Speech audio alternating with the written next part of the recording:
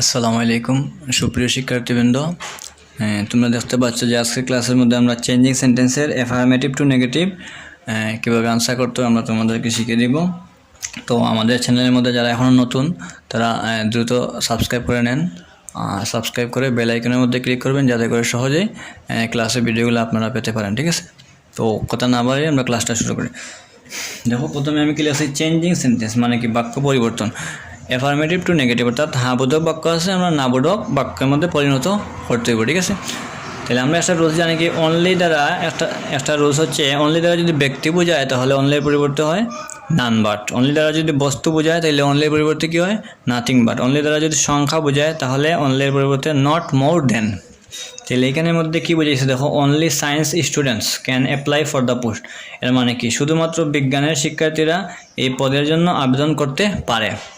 তাহলে বিজ্ঞানের শিক্ষার্থীরা এরা কি ব্যক্তি নাকি বস্তু?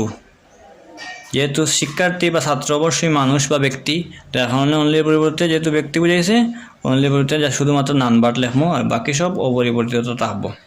লিখলাম আমি none but science students can apply for the post, যেমন আছে তেমন। তারপর দেখো কি লিখলাম, only the moon was visible. Visible মানে দৃশ্যমান, মুন মানে কি চাঁদ, মানে শুধুমাত্র চাঁদ ছিল কি দৃশ্যমান। তাহলে চাঁদ একটা বস্তু, বস্তু বুঝাইলে অনলির পরিবর্তে কী বসে বলছিলাম নাথিং বাট বসে। তাহলে অনলি জায়গায় আমি শুধুমাত্র নাথিং বাট লিখলাম nothing but the moon was visible. শেষ। এভরি থাকলে এভরির পরিবর্তে আমরা জানি কি বসে দেয়ার ইজ ন বসে। রুলস অনুযায়ী এভরির পরিবর্তে দেয়ার ইজ ন লিখলাম, তারপরে পরের শব্দ বসে। পরের শব্দ এখানে আছে কি মাদার, তারপরে একটা বাট লিখতে হয়, লিখলাম একটা বাট, তারপরে বাকি অংশ পরিবর্তিত থাকে। লাভ সার্চেল যেমন আছে তেমন, কোনো পরিবর্তন হইতো না। ঠিক আছে, তারপরে দেখো কি লিখলাম, both Rahim and Karim are good friend, মানে কি রহিম এবং করিম দুইজনই ভালো বন্ধু। তাহলে বোথ থাকলে আমরা কি বসে, আমরা নট অনলি বসে, আর এন্ডের পরিবর্তে কি বসে বাট অলসো বসে।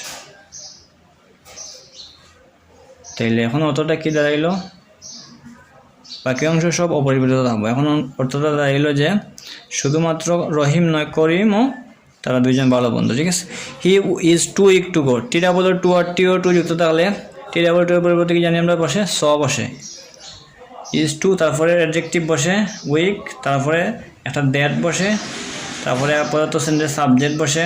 টেন্স অনুযায়ী ক্যান নট, যদি এখানে ইজ দেওয়া থাকে তাহলে কী হয় ক্যান নট, যদি ওয়াজ থাকতো পাস্ট টেন্সে তাহলে কুড নট। তারপরে বাকি অংশ টি ও টু এর পরের অংশ হচ্ছে go. He is so weak that he cannot নট গো, মানে সে এতটাই দুর্বল যে যেতে পারছে না।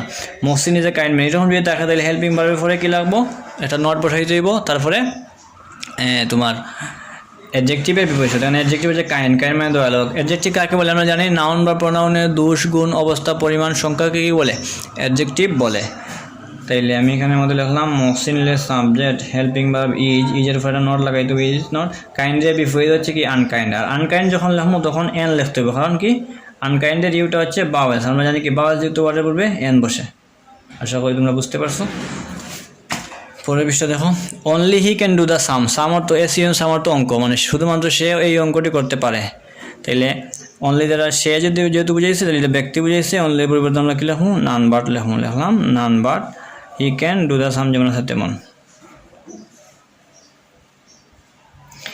হি ইজ অলওয়েজ পাংচুয়াল। একটা নিয়ম হচ্ছে অলওয়েজ যুক্ত থাকলে পরিবর্তে কী বসে নেভার বসে। এখানে দেখো দুইটার মধ্যে অলওয়েজ আছে, আর নেভার লেখার পরে অ্যাডজেক্টিভের বিপরীত শব্দ।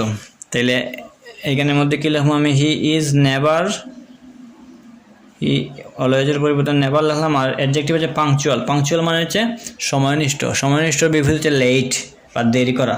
তাহলে হি ইজ নেভার লেট মানে সে কখনো দেরি করে না। I will always remember you, আমি সবসময় তোকে কী করবো স্মরণ করবো, মনে রাখবো। তাহলে আই উইল অলওয়েজের পরিবর্তে কী হইব নেভার, আর রিমেম্বার মানে স্মরণ করা, স্মরণ করা বা মনে রাখার বিপরীত হচ্ছে ভুলে যাওয়া। ভুলে যাওয়ার ইংরেজি হচ্ছে ফরগেট। এখন আমি কি ফরগেট ইউ। শেষ।